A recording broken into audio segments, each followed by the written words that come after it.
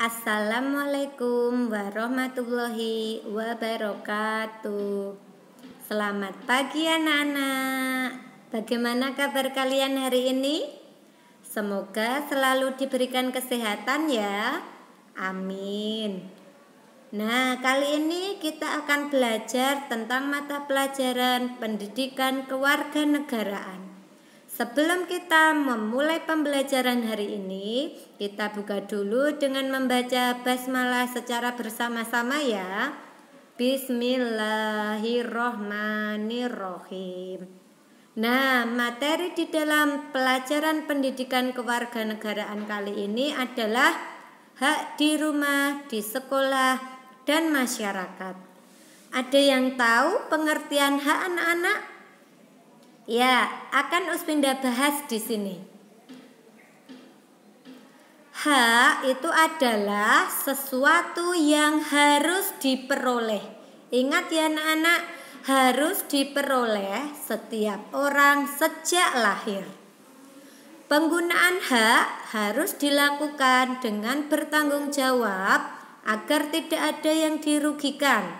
Jadi, kita dalam penggunaan hak harus dengan cara bertanggung jawab. Di sini Uspinda memberikan 3 contoh hak di rumah, di sekolah, dan di masyarakat. Yang pertama yaitu contoh hak di rumah. Memperoleh makanan yang bergizi. Nah, jadi kalian di rumah berhak mendapatkan makanan yang bergizi yang diberikan oleh orang tua kalian. Yang kedua, memperoleh kasih sayang.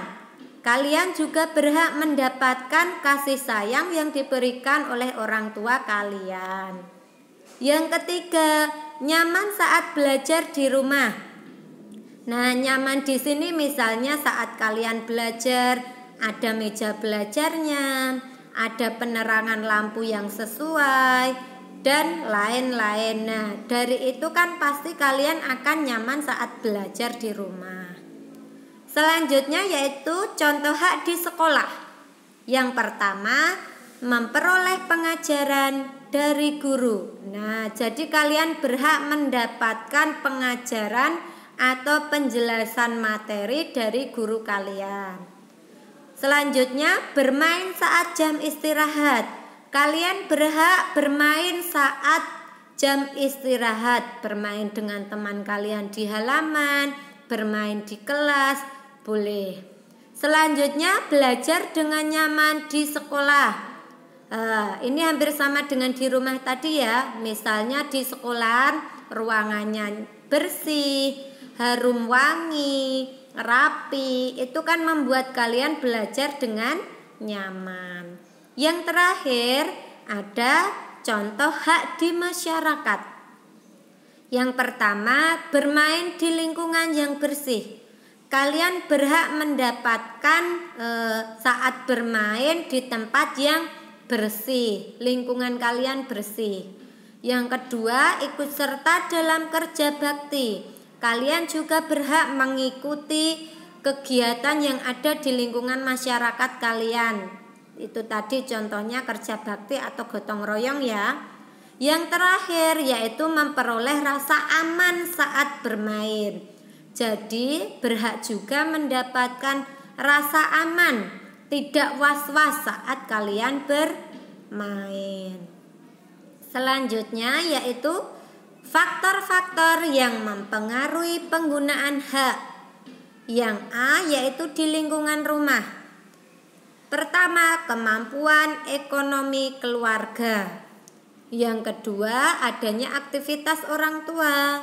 Yang ketiga, aktivitas yang lain saat di rumah.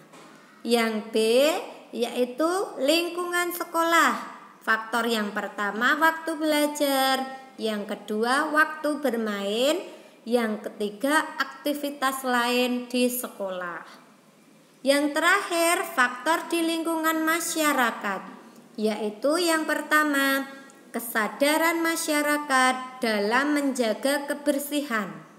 Yang kedua, usia. Dan yang terakhir, kesadaran masyarakat dalam menjaga keamanan. Nah, di sini Uspinda juga memberikan contoh langsung penggunaan hak yang bertanggung jawab serta manfaatnya. Contoh saat di rumah.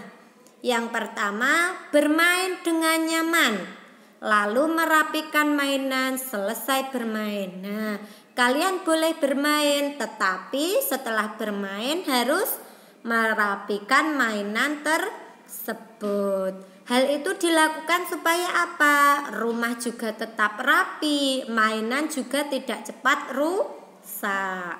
Yang kedua, makan makanan sehat dan bergizi. Nah, kalian kan berhak mendapatkan makanan yang bergizi dan sehat dari orang tua. Setelah makan, ingat harus membereskan atau mencuci piring yang telah kalian gunakan tadi. Hal itu dilakukan agar rumah tidak berantakan dan tidak menimbulkan bau tidak sedap. Contoh yang kedua yaitu di lingkungan sekolah. Contoh yang pertama yaitu mendapatkan pengajaran dengan mendengarkan penjelasan guru. Nah, jadi kalian berhak mendapatkan penjelasan atau ilmu yang telah diberikan oleh guru. Hal itu dilakukan agar dapat memahami ilmu yang diajarkan. Nah, jadi saat guru menerangkan, kalian pun juga harus mendengarkan supaya apa? Dari mendengarkan itu tadi, kalian memperhatikan, otomatis kalian bisa memahami ilmu yang diberikan atau diajarkan oleh guru. Selanjutnya, bermain saat jam istirahat tanpa menimbulkan kegaduhan. Hal itu dilakukan agar situasi sekolah tetap kondusif. Ya, saat bermain boleh bermain, tetapi bermain yang sewajarnya saja, tidak perlu menimbulkan kegaduhan. Misalnya bermain sambil berteriak-teriak sekencang mungkin, itu akan menimbulkan kegaduhan. Selanjutnya yang ketiga yaitu di lingkungan masyarakat. Bermain di taman tanpa menginjak rumput. Hal itu dilakukan agar rumput tidak mati dan tetap hijau. Jadi saat kalian bermain yang ada rumputnya, jangan sampai rumput itu kalian injak. Supaya apa? Agar rumput tadi tidak cepat mati. Yang kedua, diperbolehkan ikut kerja bakti sesuai kemampuan. Hal itu dilakukan agar pekerjaan yang dikerjakan dapat diselesaikan dengan baik. Nah, misalnya kalau kalian masih kecil mengikuti kerja bakti boleh, tetapi yang sesuai kemampuan kalian. Misalnya kalau kamu mampunya hanya ikut membersihkan rumput saja, ya mengikuti itu saja. Misalnya tidak mampu untuk mencangkul, nah itu tidak usah dipaksakan, ya sesuai kemampuan kalian saja. Nah, itu tadi materi pendidikan kewarganegaraan yang Uspinda jelaskan hari ini ya anak-anak. Di sini ada tugasnya seperti biasa. Tugas dikerjakan di kertas folio, diberi nama. Tugasnya adalah mengerjakan dari buku paket muatan PKN halaman 169 nomor 2, 3, dan 5 saja. Jadi hanya ada 3 nomor yang dikerjakan ya anak-anak. Itu saja materi yang Uspinda sampaikan hari ini. Assalamualaikum warahmatullahi wabarakatuh.